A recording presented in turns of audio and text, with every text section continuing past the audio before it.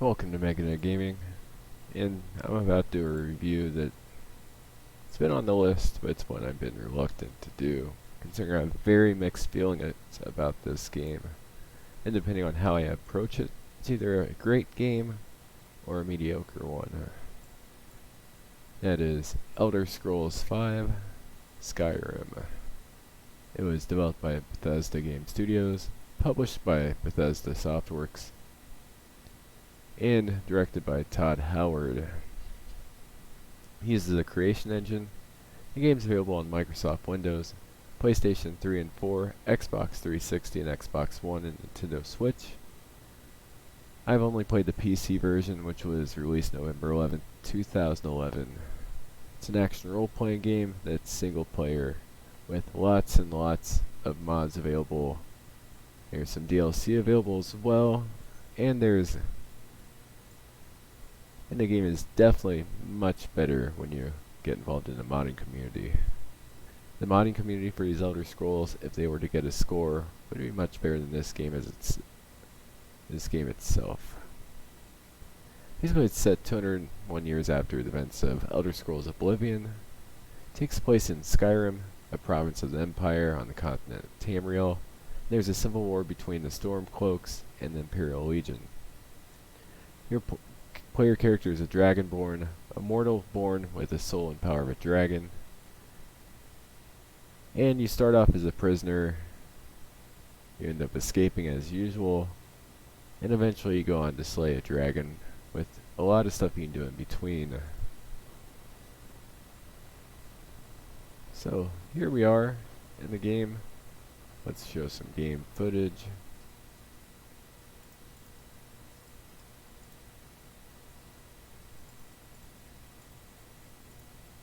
Let's see.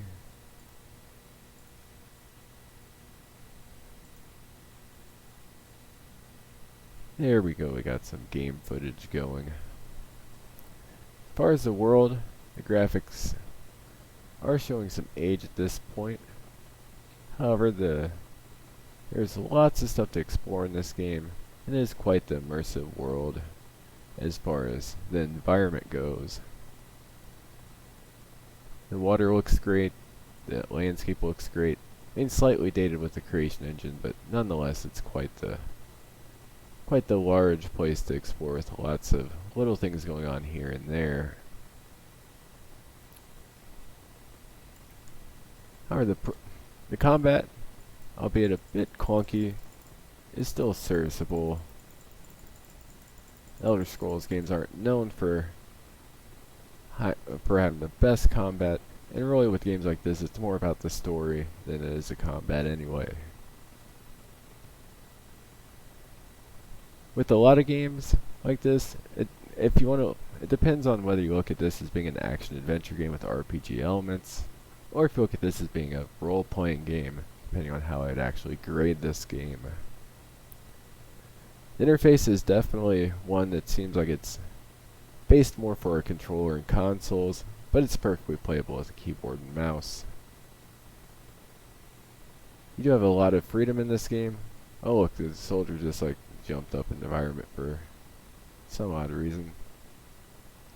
There's a lot of bugs, but there's also a lot of patches and mods to get rid of those bugs. There's tons of quests to do. A lot of them are the fetch quest variety, or it's go to a cave, where most of the caves are laid out with similar assets or in a similar fashion, and they get a bit tedious after a while. One problem with the game is as you progress, you might earn ranks and titles, and you'll go back to a town. You go to that town and you're treated as if nothing happened by the townsfolk. The townsfolk do tend to go indoors at nighttime and leave during the day, and do seem to be aware if you try to steal from them for the most part. However, at times the dialogue that they choose to say to you after you perform certain actions is a bit immersion-breaking. The game does give you a lot of creative freedom with which path you want to choose, or you could just opt to play the game without even choosing a path. You could go around like, what I do here, and just kill random passerbys, and play this game more like Grand Theft Auto in the fantasy setting. Or you could join in the Civil War, be a part of the Imperial Legion or the Stormcloaks. You can join a variety of different factions in this game, and there are some interesting stories and lore to you can read about and take part in as a part of that. As far as the actual smoothness of the gameplay,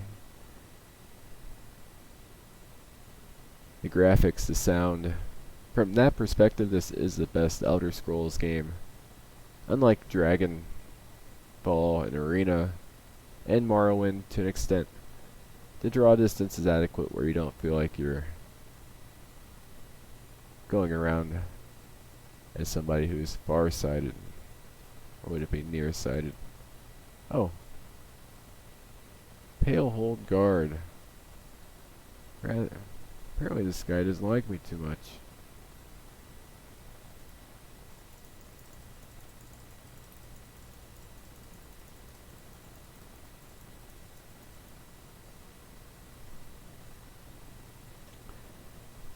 Apparently in my last playthrough with this specific character I caused a fair bit of trouble, so a lot of people don't like me all that much.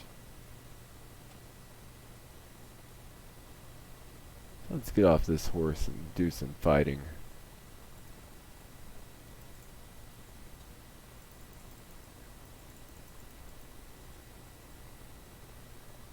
Okay, who's upset with me over here? Where are they at?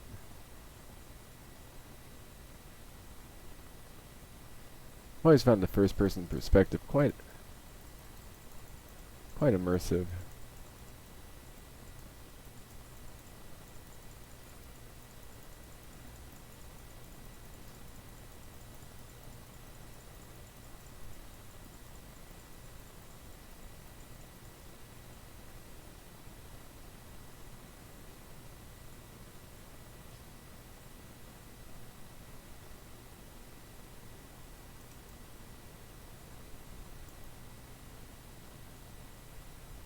Okay, I don't want that option, but we'll go to jail. You can end up in jail. You can break out. Always serve your time in jail. There's a lot of aspects to this game that makes it quite the immersive experience and quite an acceptable modern RPG. It does use skill trees to advance skills. However, you end up with some weird situations where you're doing things like creating... Oh, here's a crash. That's not uncommon with Skyrim. There's just a little bit of the gameplay to show. So there are...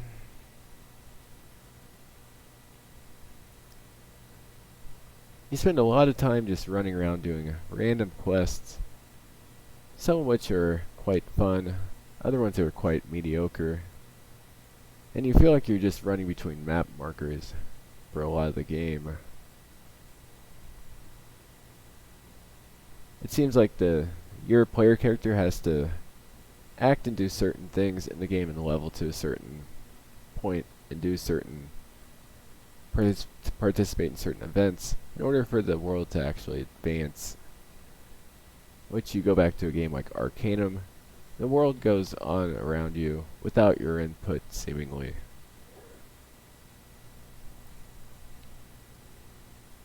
And with a lot of the later quests, you're expecting something quite amazing when you get to the later quests, but a lot of them are a bit boring in what you actually have to do. Here's a Black Reach quest where you just collect 30 crimson Nirn roots. So you just go around and collecting these ingredients.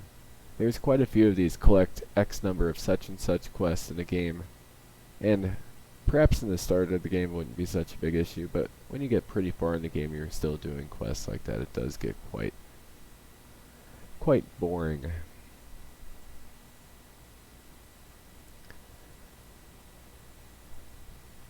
With a lot of the crafting skills, like blacksmithing, you end up doing things that are quite ridiculous, where you want to improve your blacksmithing skill. You end up doing such things like creating thousands upon thousands of daggers.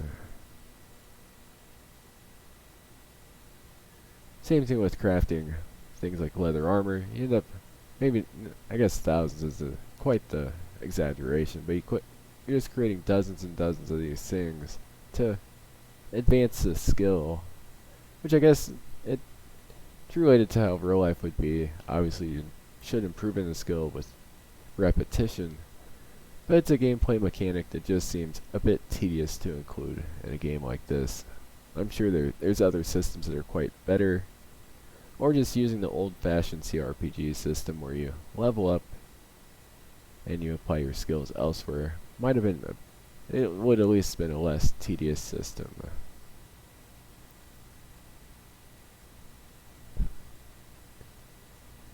There's other skills that you level quite easily, and some that are, like I said, are tedious. There's a lack of balance in different skills. Also, a lot of the traditional RPG builds that people like to use, such as the charisma style build, that's one of my favorites, doesn't really work all that well as far as the main quests go in this game. You're basically pigeonholed into a variety of combat tasks, combat skills that you're going to have to level up to some certain level in order to finish the main quest of the game. But it is more of a story-focused RPG than the more sandbox RPG of many other games in the past. So, there's lots of flaws. It is an improvement over Oblivion. Oblivion had a lot of issues with the leveling, where enemies would scale, but then your skill points that were applied didn't scale appropriately to where you're at, so you're constantly having to, about every 10 levels, lower the difficulty to have the same general difficulty fighting things as you were before. Also, the whole scaling of enemies around you creates a situation where you should be all powerful, yet many of the things around you are scaling, so you always feel like the same relatively weak person. Of course, there's lots of things that don't level in the game, but there's enough as far as in dungeons and caves and such, where it feels like all the work you did leveling up your character was all for nothing, because you're not really, your character doesn't feel all that stronger. And it breaks immersion, given that's not how things actually work in real life, and even in a fantasy universe like this.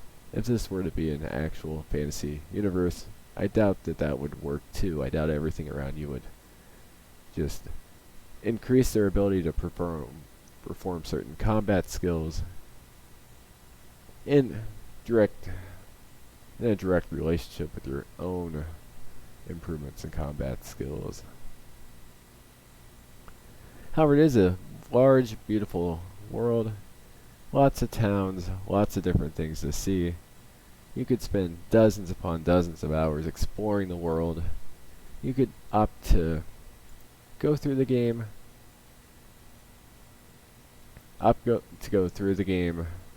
just skip all the quests, run around, and just do things like getting kicked out of certain towns, stealing horses, and causing general chaos.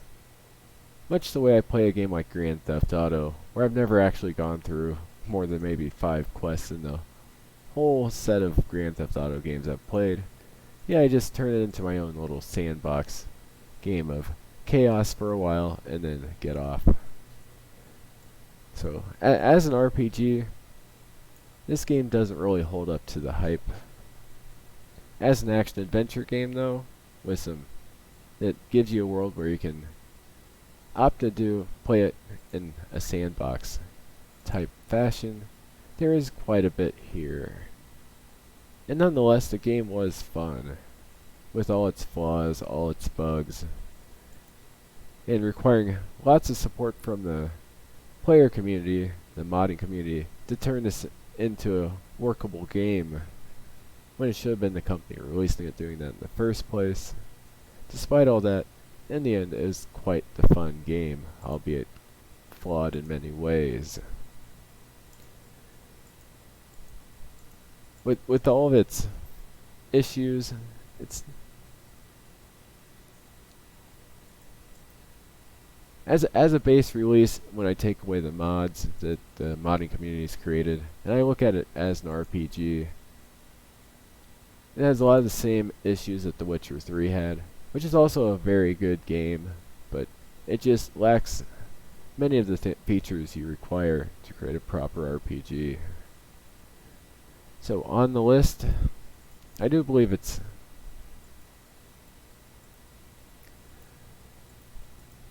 I think on the list I'm going to put it